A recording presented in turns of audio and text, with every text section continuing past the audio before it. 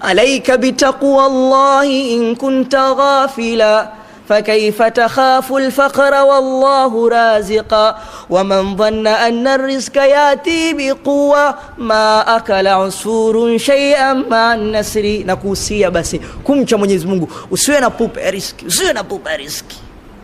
Alaika bitaqwa Allahi in kunta ghafil fakaifa takhafu alfaqra, vipi wewe una wasiwasi na ufakiri? Wallahu raziqa, na Mungu ndio mwenye kuruzuku. Wa man dhanna anna rizqa yati biquwa, binadamu ambaye anafikiria riziki inakuja ukiwa na nguvu, wallahi ma akala usfurun shay'an man nasri, wale ndege nyuni wale wasenge kula chochote. Wewe umewahi kumuona ng'ombe akashika jembe? Shai kumuona? Au shai kumuona paka akaenda baharini akawinda? Lakini Allah subhanahu wa ta'ala anasema Mtume Muhammad sallallahu alayhi wasallam, law annakum tatawakkaluna ala Allahi haqqa tawakkuli la razaqakum kama yarzuqu at-tayr takhdu khimasan taruhu bitana. Sallu ala nabi.